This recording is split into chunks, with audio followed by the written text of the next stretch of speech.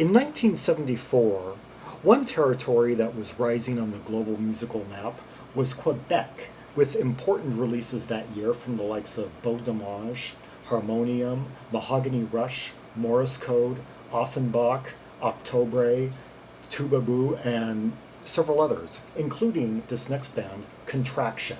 And from their second album, titled La Bourse ou la Vie, which translates to Money or Your Life, the track La Larme à l'œil, which translates to A Tear in the Eye.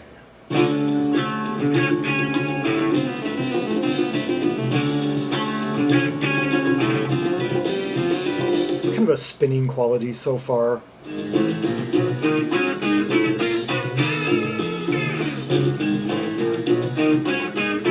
And some like jumped beats.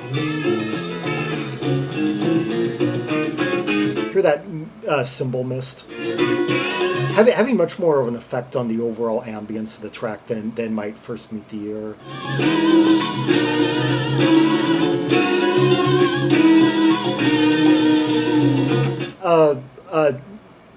Well, I was about to say a mid-paced hurricane, but let's just say hurricane in slow motion.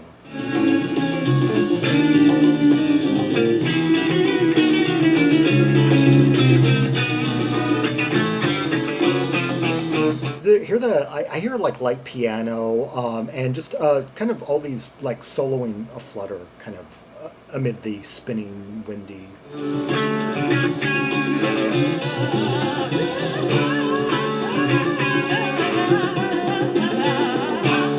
Some wordless vocals right here.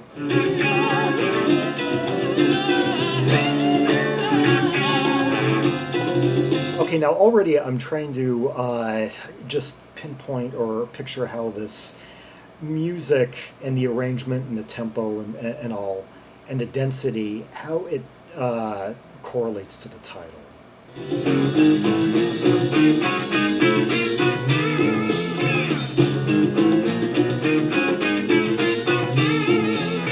Oh, I like that rising bass line and the way the guitar just kind of, takes it. Yeah, once again, notice the cymbals are just like everywhere.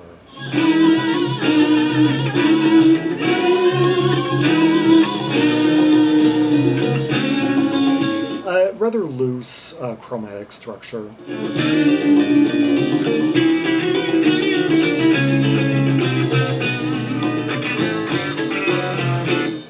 Yeah, persistent, kind of waily soloing over a constantly shifting bass line.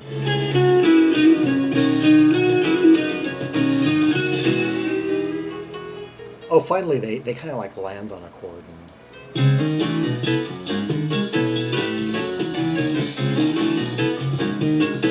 Now more of a staccato arrangement. Well, at least with the piano.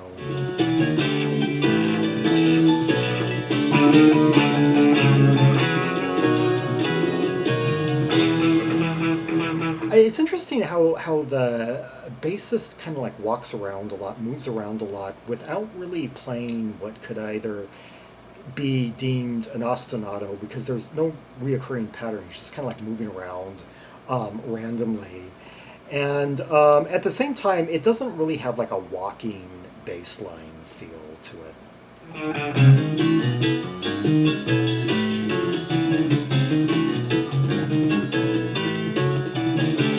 Okay, just when I said that, now I was starting to hear a bit more of a recurring pattern.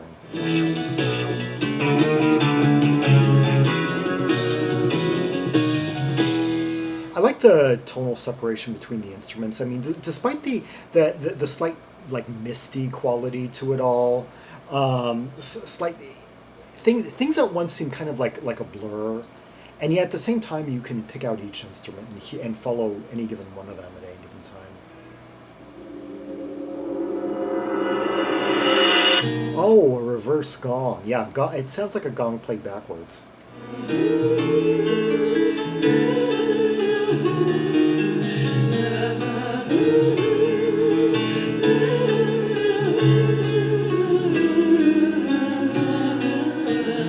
Okay, if the last section that we were in represented the emotional, like, tumultuous state of, of being heartbroken or whatever. This, I guess, actually represent what the title, was about, A Tear in the Eye.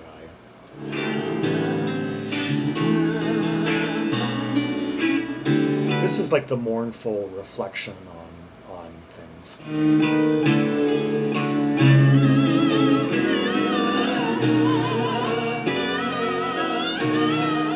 And I do appreciate that I get to, marvel at her voice. And yet I don't have to necessarily worry about what I might be missing in terms of narrative, since there's no actual words. And and that should actually be think of like all the great songs you've heard that have just like wordless vocals on them, and then just take that appreciation and translate it to songs sung in foreign languages that you don't know how to speak or understand.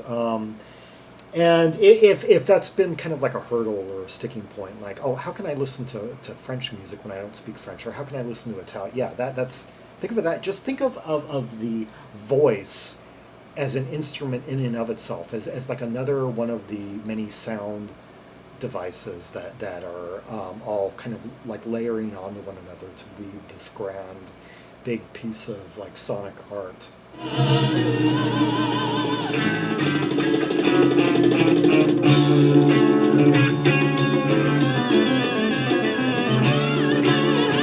Okay, they're now that we've returned to the intro motif, except without the jumped beat, it sounds like.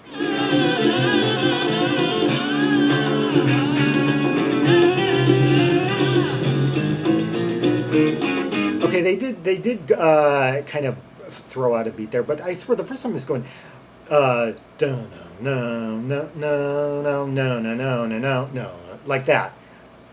I think it was like maybe like a bar, 2 bars of 4, and then a bar of 7 maybe.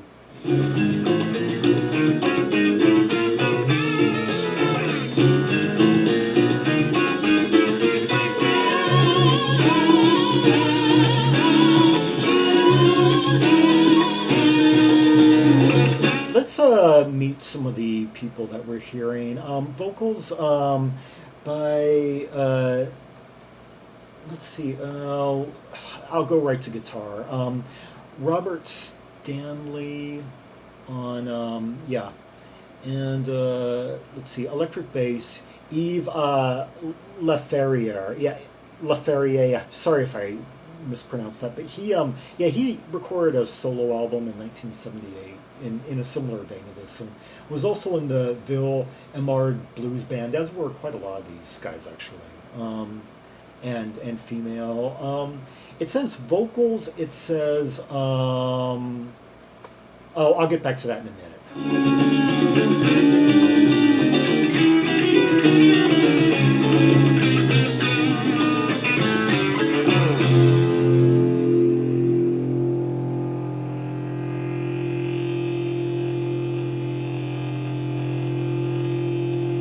Okay, a sustained note there, kind of a dark synthesizer, and here's the name I'm looking for. Yes, Christiane Robichaud, or Robichaud. Yeah, that's the credit. That's what I'll believe in. Yeah, because I was looking at the way Discogs lists things. It's in their credits. It'll be like several different lines of that say vocal in front. And I was looking at the upper one that had the list of 2 male names, and I don't need a translator to know that couldn't have been the female. That neither of them could have been the voice that was most prominent on there. Anyway, let's hear another track from the album. L'âme à tout faire. Which translates to the soul to do everything. Okay, kind of a faulty translation, I imagine.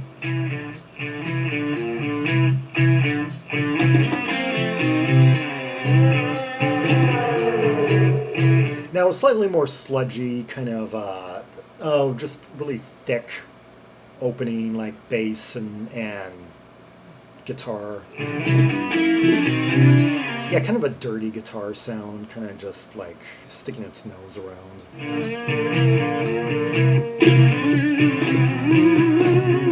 Kind of, it creates a somewhat demented tonality overall. The confluence of notes.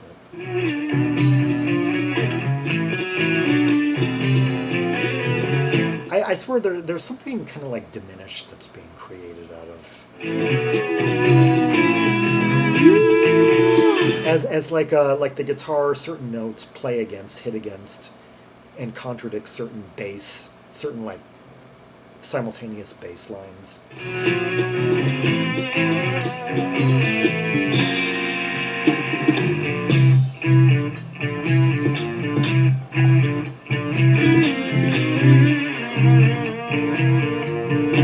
Somewhat of like an inebriated sort of precision.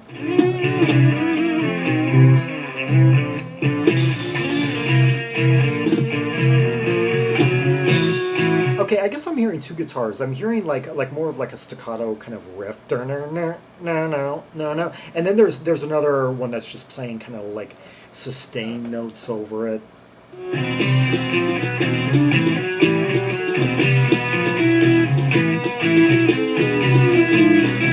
Yeah, and then of course bass and some just bashing percussion. And somewhat more of an orgasmic, wordless vocal from the female.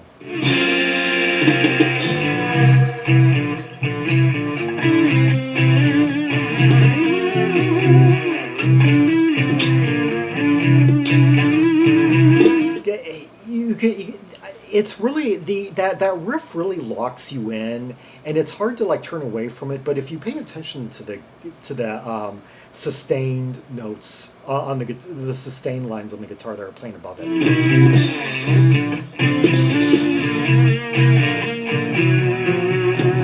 it kind of has like sort of a Fripp like. Not the sound. I'm not. It doesn't sound anything like Robert Fripp, but the type of soloing of kind of like odd, sustained, that kind of mixture of like sustained notes and then kind of more scaly bits he would throw in, like on certain pieces over kind of lengthy passages.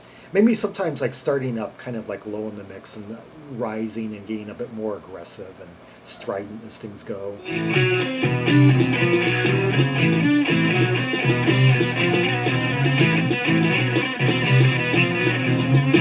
We got it. I think it sounds like we have two percussionists going.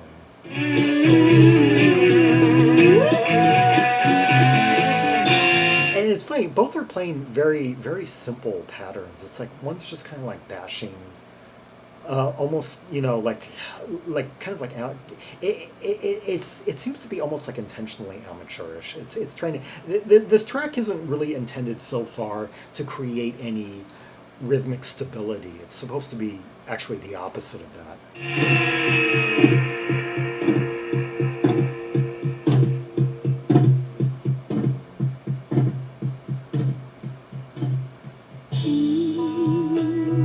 Okay, now we've really changed. I can't remember if we're going to be returning to that.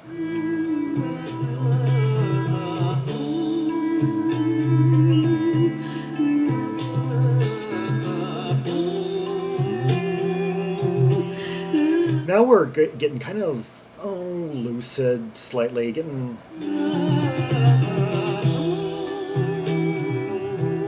Almost, in some ways, let's see, what was that title? The Soul to Do Everything, huh? I'm wondering, or The Soul to Feel, anyway, so far I'm getting like the sense of like two different stages of an inebriation. Like the last part being kind of out in public, and this one being kind of finally getting behind closed doors. On the verge of passing out.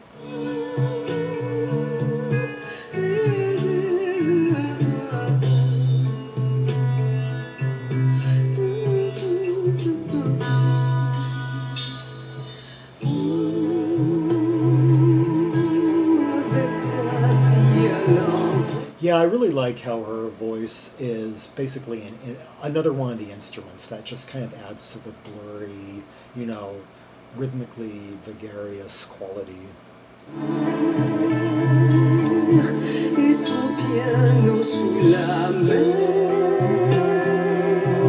Okay, now we have lyrics.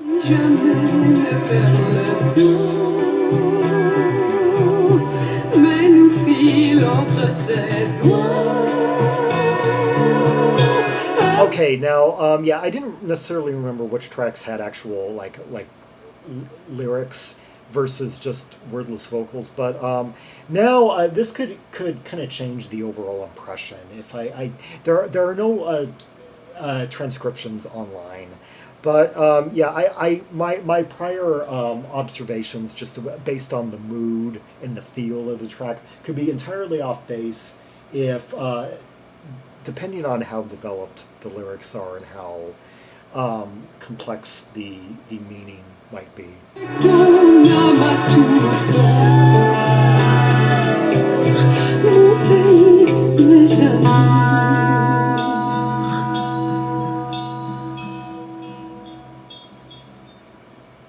That was quick.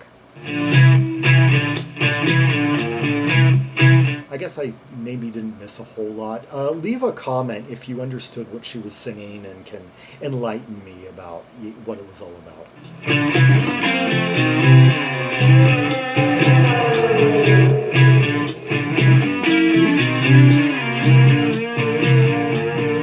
I just thought there's almost like a quality like two like. The two guitarists are like playing two totally different pieces, and I just love the way they kind of like crash into one another almost.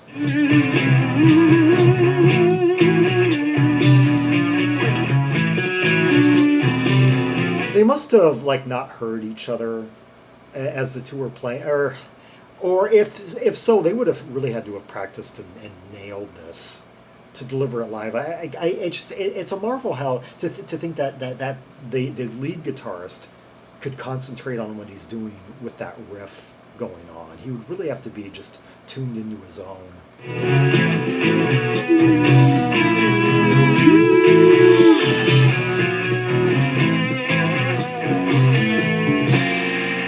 I mean, I guess in some respect you would merely maybe be guided by the measure of the bars. That would be like the one confining factor, and perhaps but other than that, you would really just have to just barely. I guess you would just pay more attention to the pace and kind of tune out that riff.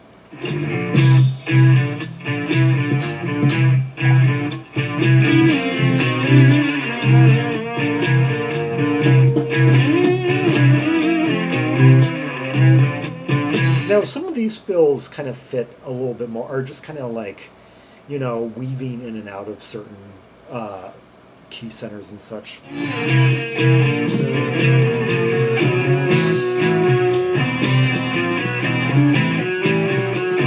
You know, amid the main part of this riff, da-na-na-na-na, we're basically in C, but a whole bunch of notes are being randomly thrown in at odd angles that could corrupt the C somehow, could...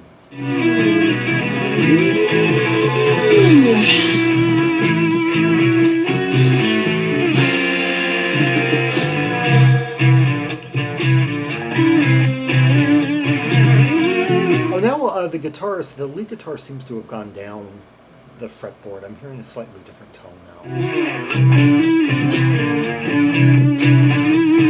Well, for a moment I was.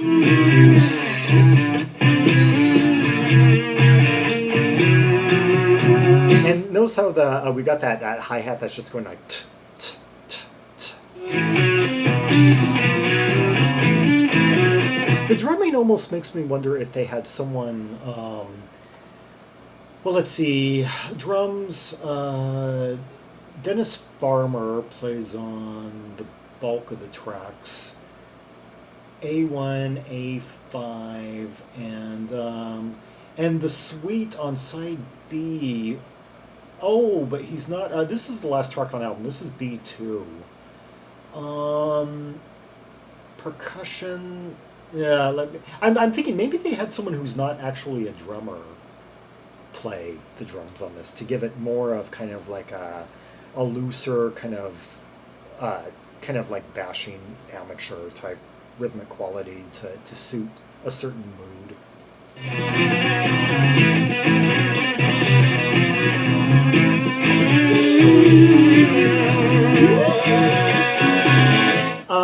Let's see. Percussion is played by Jimmy Tanaka, but it says congas and percussion, so it might. You know, the drumming on this kind of almost reminds me of like the Shags.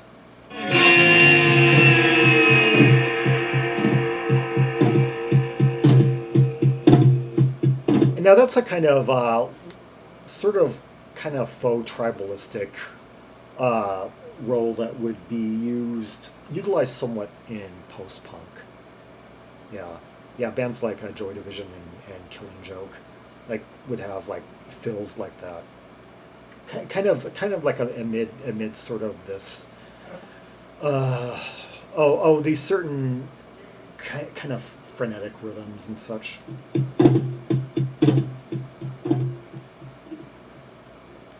Yeah, like basically putting the 1 2 3 kind of like wallop right on the third, like 1 2 1 2 1 2 1 2, like yeah. That was a contradiction. No, excuse me, Contraction with the track. Lama Tout Faire. Yes, from the album. It looks like La Bourse ou la vie. which translates to Money or Your Life. Yes, the second Contraction album.